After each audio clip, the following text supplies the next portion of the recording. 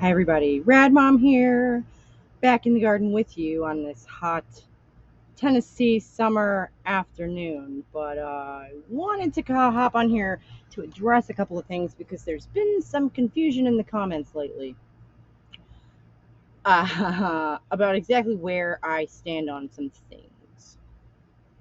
First of all, I consider myself to be a Democrat. I voted Democrat in every election that I've ever gotten to vote in, because I can't vote for the party that wants to control my uterus. That was always the thing.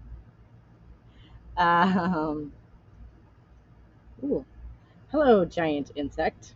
My goodness. Hmm, the fuck is that thing? I don't know, but it's gone now, so that's all that really matters, right? Woo. Moving right along. Um, and I continue to consider myself a Democrat because they keep, I love to take the polls and give them my opinions because it drives them just buggy. Because I'm going to skew their metrics as hard as I can for as long as I can.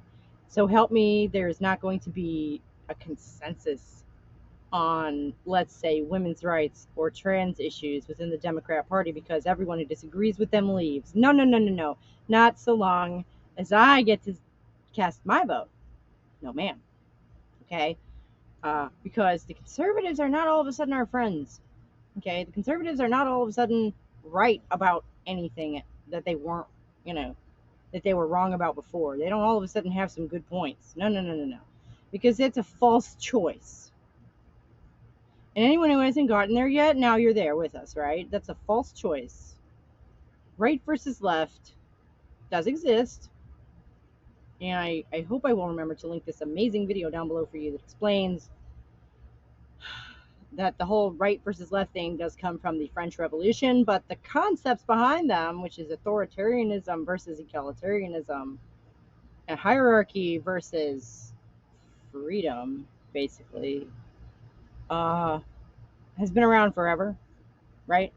Okay, and that's what we're talking about. Right is authoritarian, left is egalitarian. And I am an egalitarian through and through. I don't understand this concept that how we're supposed to like measure the relative worth of different kinds of human beings based on these completely arbitrary metrics. I don't. What the fuck is that? How in the fuck does that? What, like, even like IQ is bullshit. I hope everyone knows that those tests are made up, and it's a made up concept. Intelligence is a real thing, but they really don't even know how to pin it down and measure it. Much less that it should have drastic effects on our political and social landscapes. No, no, no, no, no, no. And for anybody who knows what this is, my parents met at a Mensa meeting. Yeah, so IQ is bullshit. Okay. Yeah. I am not a conservative person in that I have the lifestyle that I'm personally comfortable with, and I don't feel that that applies to other people necessarily at all. Except maybe my husband. You know, he agreed to it though. You know, I everyone else can literally do whatever the fuck they want with their lives, within reason. Don't go around being a serial killer. I'm against that. I'm against all the obvious bad stuff, touching children, ripping off people. Don't do the bad things. Otherwise, because that affects other people, that hurts other people, right? That's outside of your personal bounds, where you have the right to dictate what goes on. But the obvious classic example: consenting adults in your own bedroom. Who gives a shit? I don't. Unless you want to talk with me about it for some reason, in which case, okay, that sounds interesting. Let's compare notes. Shit. I am a stranger to TMI, uh, which is why I thought YouTube would be YouTube and I could be friends. I'm still hoping. Like and subscribe and share my videos around, please, because we over here at Rad Mom are trying to drag feminism back to material reality, whether it likes it or not. Yeah, it's got to happen, folks. It's got to happen. And so to address the idea that I might be a supporter of trans rights, or B, a conservative, today we're going to be talking to somebody new on the channel. Today we're going to be talking to Lauren Chen, who is, she looks very young. I'm not sure exactly how old she is. Maybe, maybe a little younger than me, maybe 30s. I don't know. But she pulls the same old tricks, the old guys were doing back in the day. So let's go check it out. She touches on a whole lot of stuff in her little video here, but she's going to start out with Jordan Peterson and Twitter.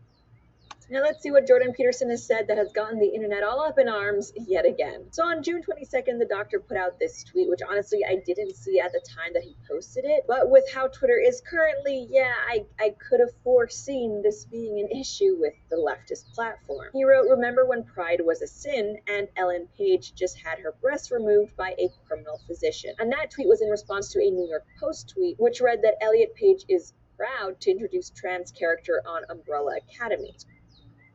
Real quick disclosure here, the whole Page thing, the Ellen Page thing makes me very sad for whatever reason. I don't know. She seems really, really, really sad. And I stopped watching that show consequently because I just can't deal with it. I just can't deal with it. I don't necessarily disagree with what Jordan Peterson said, although I do not give a fuck about what is a sin, because I was not raised in a Christian environment. I'm not even exactly sure what the fuck a sin even is, definitionally. So moving on. So to be clear here, Jordan Peterson is speaking straight facts. But still, that didn't stop Twitter from ruling that he had violated their terms of service regarding hate. Again, I'm not sure that the idea of sin, that pride is a sin, is a fact. Or it was a sin, is a fact. I suppose, Christianity does teach that. I don't see why Jordan Peterson would assume that applies to anyone who's attending a pride event. I mean, by definition, they are showing their pride in being outside of that whole system. So just that on its face is stupid. Conduct. In a message to Dr. Peterson, they wrote, "You may not promote violence against, threaten, or harass other people on the basis of race, ethnicity, national origin, sexual orientation, gender identity, religious affiliation, age, disability, or serious disease." And when it comes to Peterson's tweet, it seems like he may have violated the rules surrounding harassment on the basis of gender identity. And really only in left-wing circles and on left-wing platforms nowadays can telling the truth actually be considered harassment. But as if that wasn't true in right-wing circles for years before now. Okay, I think they were probably the originators of the whole idea of no debate. Okay, they were not interested in debating because their ideas were based on their religious doctrine, which is the word of freaking God. Okay, good grief. And the idea that not wanting having an interest in debating and is shutting down discussion is a left-wing idea. Is that an egalitarian idea? Is it?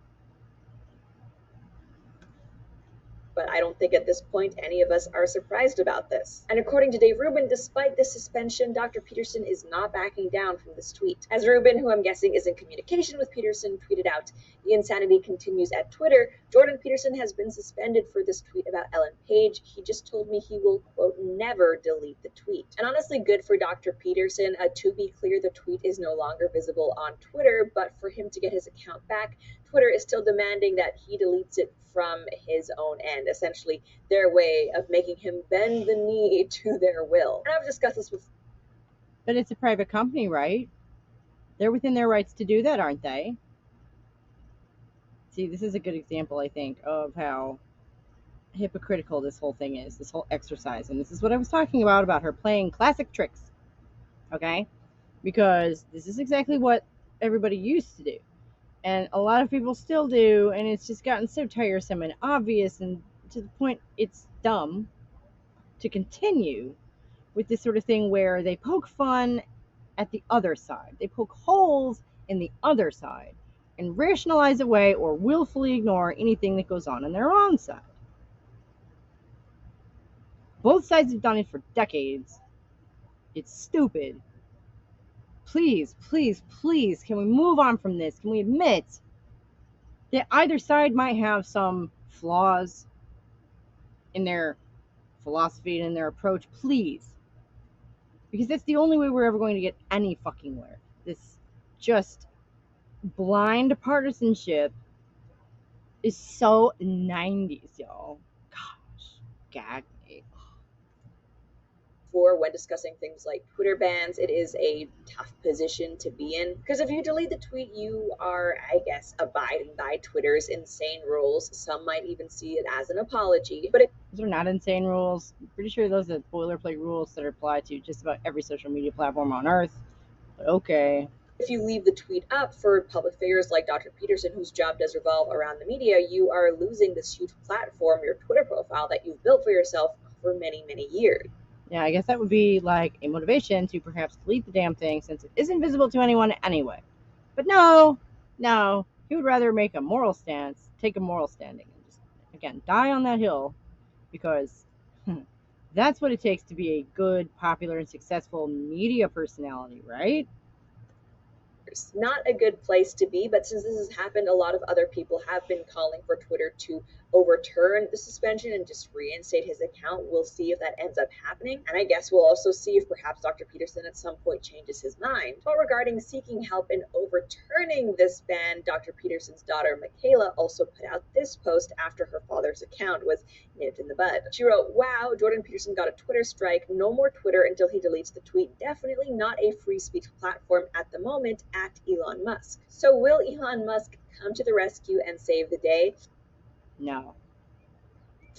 I don't know. Keep in mind that the Babylon Bee is still suspended, even though he seems to agree that their suspension was unjustified. And I also think it's worth remembering that Elon Musk isn't actually in charge of Twitter yet. He doesn't actually own it. So maybe in the future he'll be able to do something about this. But for now, it seems like the lunatics are still running the asylum. They're still waiting on a white knight. Really. These people and their victimhood complexes, they just dying for a savior, I guess. What the fuck is this shit? And actually, speaking of lunatics, let's go over some of the left-wing reaction to Peterson's ban. First off, in response to Michaela Peterson mocking the idea that Twitter could be or is a free speech platform, we had responses like this one. From user ASAP General Strikey, intentionally dead-naming people is clearly listed as hate speech in the terms of service. If you have trouble following simple directions, whose problem is that? So, okay, wait a minute. Thank you, Internet Leftist, for another Galaxy Brain take. You know, for people who complain about things all the time, suddenly when it's someone on the right who takes issue with a law or terms of service, all of a sudden leftists like to say, hey, just follow the rules. What's the problem here?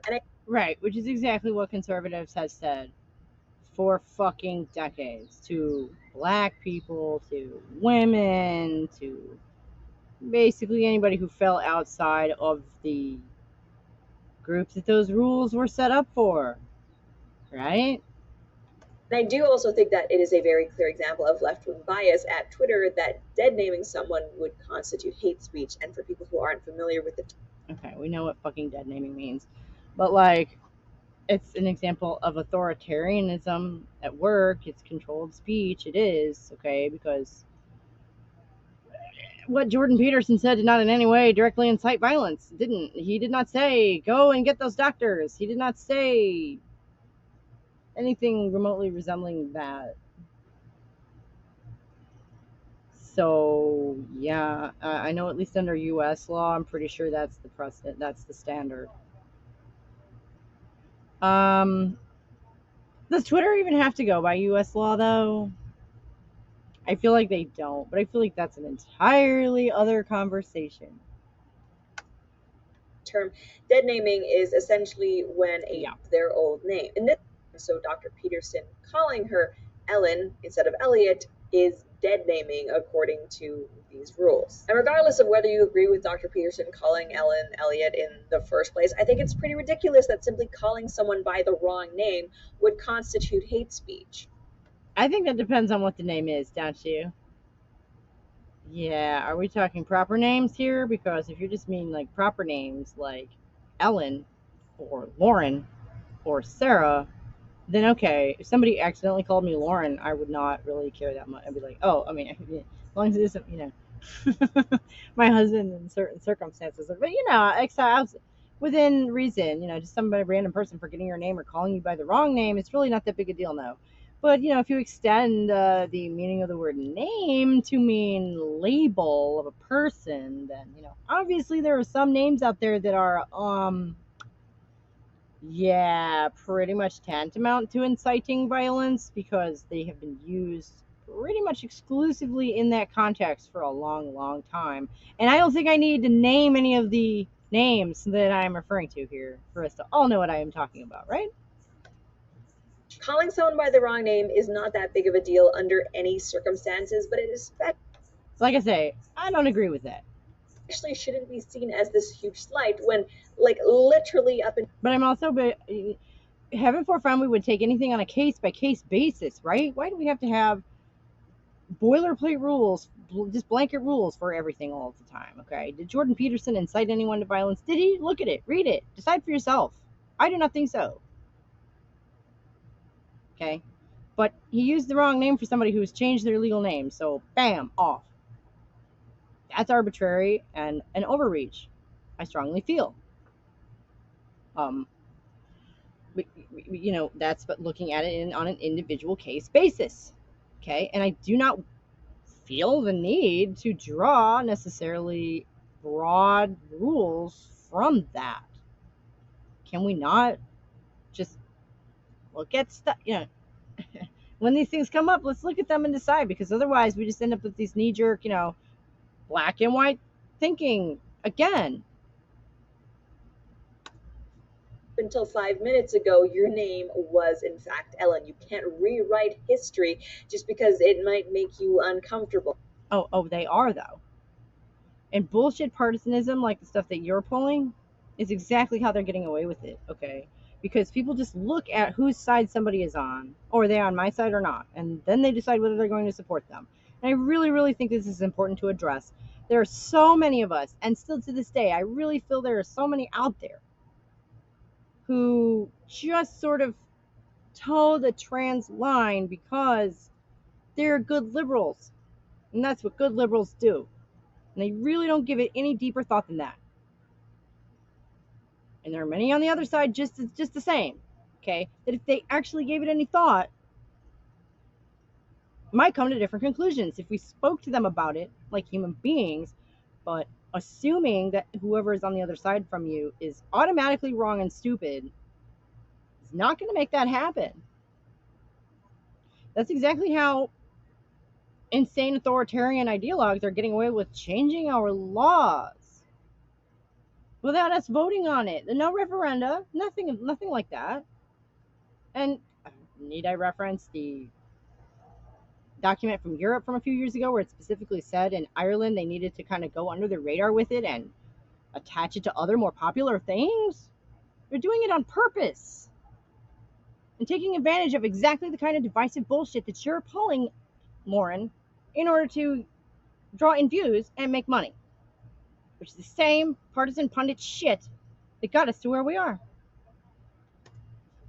Now, continuing on though, we also had this take from Dale. He wrote, expecting a privately owned platform to be held to laws that only apply to the government shows a lack of understanding of what free speech actually is. Well, actually, beach ball brain, you're confusing the First Amendment with free speech. The First Amendment protecting free speech is something that only applies to the United States government, saying that they cannot censor people. If Michaela Peterson had said First Amendment platform, yeah, right, then perhaps you would have a point here, but that's not what she said. The concept of free speech to which Michaela was referring to is a very broad general idea to which Michaela was referring. It's like they build up all this momentum trying to sound smart and then forget to stop at the end. That goes way beyond the First Amendment. Free speech is a liberty-based principle that, yes, governments and private institutions alike can abide by. And Michaela is correct in alluding to the fact that by banning Dr. Peterson merely for misgendering someone, they are not abiding by principles of free speech. No, they're overreaching and behaving in an authoritarian manner. As I said, I don't disagree with that. But, conveniently forgetting the part to freedom of assembly, which women have lost. That's also part of the First Amendment. Hello. And continuing with people criticizing Dr. Peterson's take, his original tweet. But, why would Lauren want to comment on that? She's only a woman. We also have Chad here. He wrote, I suspect calling the doc who performed Elliot Page's gender reassignment a criminal is why he got a strike. Libelous? The overall ignorance and bigotry is pretty stunning too. Jordan Peterson is a hateful, hypocritical man with the intellectual depth of a stoned frat boy. So I know the more progressive people who may be watching this will certainly disagree with me, but What? There she goes using words again. I don't think it means what she thinks it means. I agree in Dr. Peterson's condemnation for the doctor who performed Elliot's double mastectomy. I believe doctors take an oath to do no harm, and anytime I believe that too, because they do. That's a fact. See one of those like crazy medical stories where there's this individual who's gotten like 1,000 plastic surgery operations in order to look like a Barbie doll or whatever it is, my first thought is always, what kind of doctor is performing these procedures on this person? Because clearly this is a person that's not mentally well, and even though they say they may want these cosmetic procedures, doing them isn't necessarily helping them. It's more just indulging them, which is ultimately in the long run probably not what's best for them. And so what would you have us do? Because conservatives are the people who, oh my goodness, happy 4th, everybody. Whee! I'm so sorry. But anyways, conservatives are the people who convinced us all that mental health issues were mainly just people refusing to adjust and shut down all the mental health institutions and shunted them all to the prisons and the homeless shelters. Okay, so what would you have these people do? Go get treatment? Where? With what money? We don't have mental health coverage in the United States. In our dreams.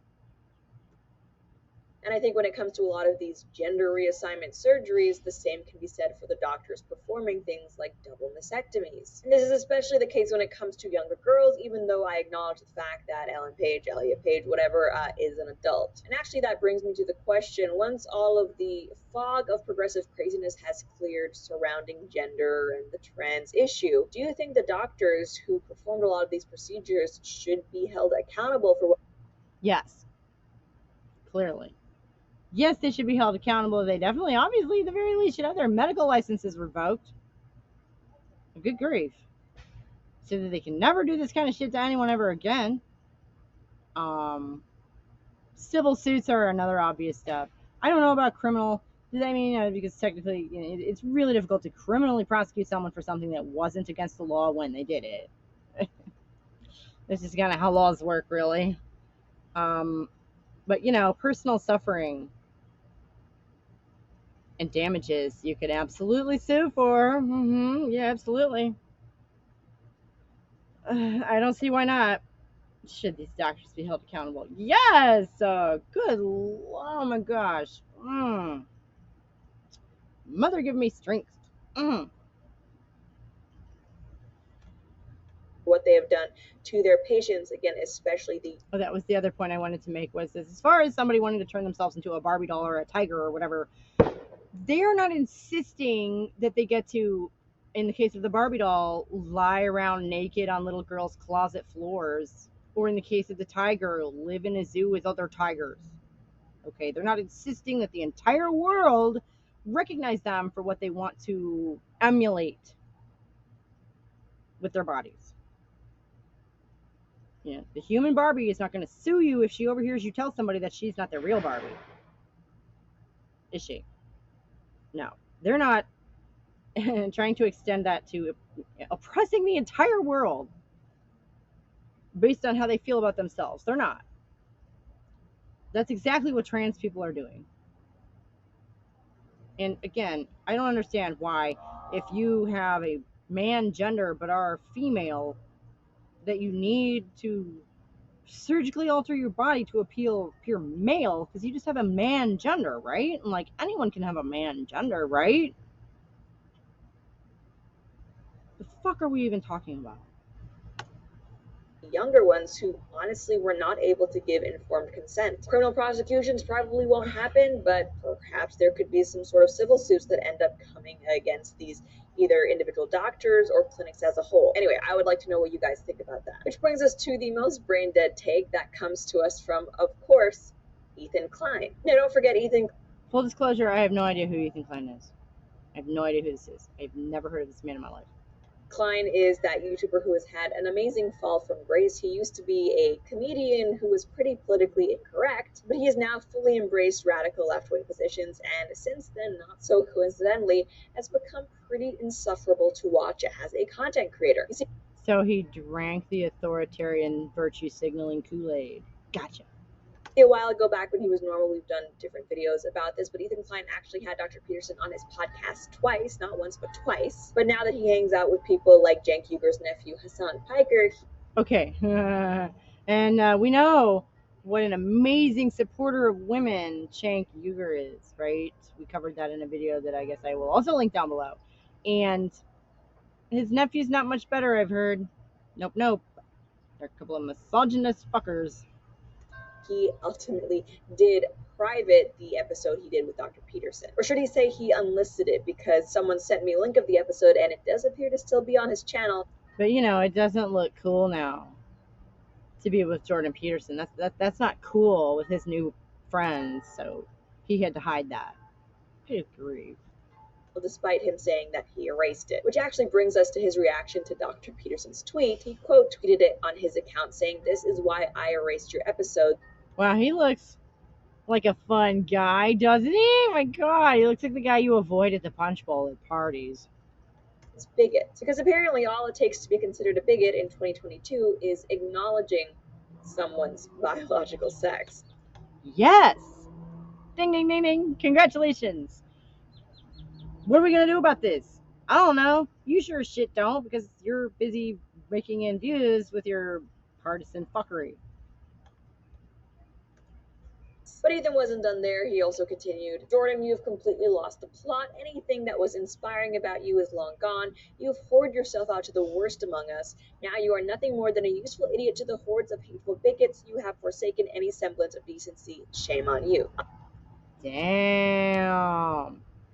The fuck you say? I mean, I'm no Jordan Peterson fan, but to be fair, he hasn't exactly changed his message a whole lot that I've seen.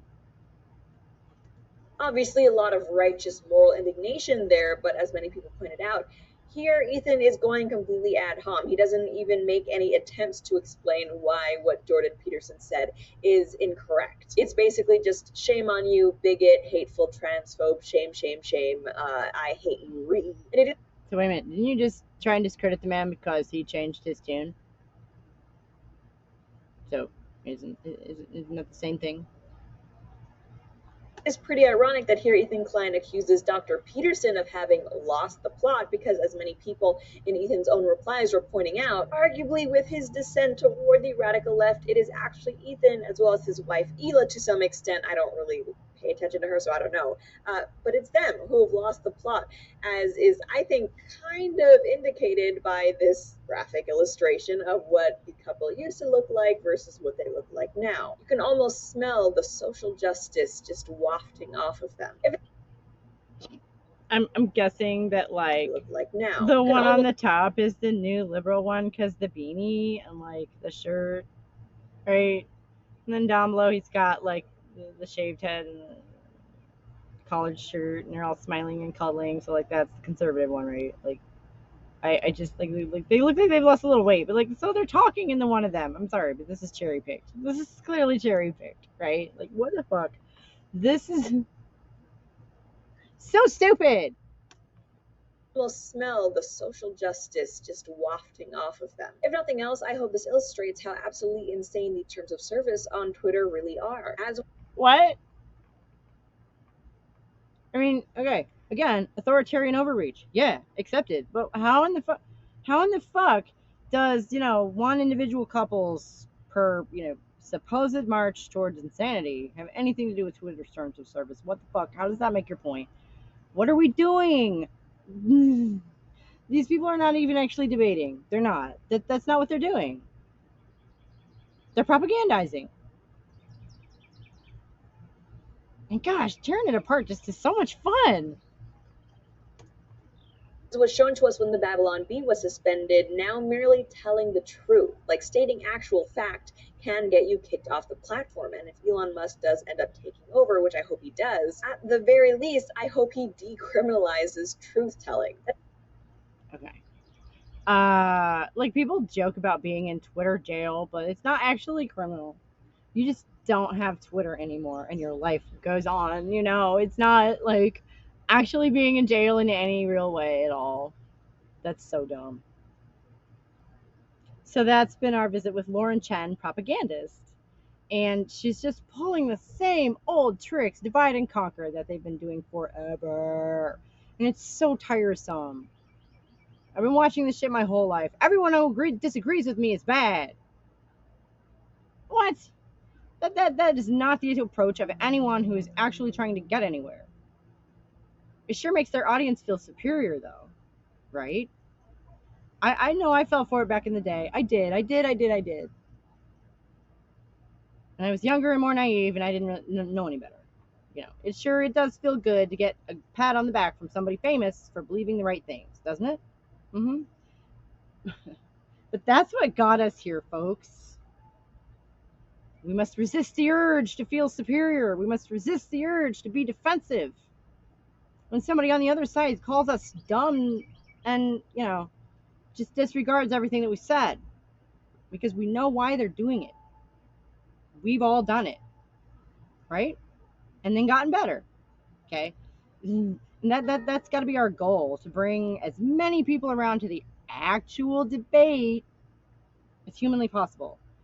Especially since that would give our side the definite, decided advantage, wouldn't it?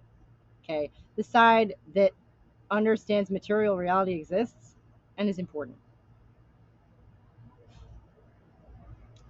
So don't watch Lauren Chen. I will list the video about right versus left down in the description, and the other one that I mentioned. Thank you so much for sticking with me. I have been Rad Mom. Like the video and subscribe to the channel for more of my stuff. We are doing feminism from a materialist perspective over here, and please share it around because we want to spread the word, okay? And when we get to 500 subscribers, we're going to do t-shirts. I'm going to do sweepstakes. 5 people are going to get a free Rad Mom t-shirt. Well, 6 people because yours truly. I gotta have one. We're going to rallies, you know. How cool would that be? Rad Mom t-shirt at a rally. So subscribe, like the video if you enjoyed, share it around, and I will see y'all next time. Thank you so much. Bye.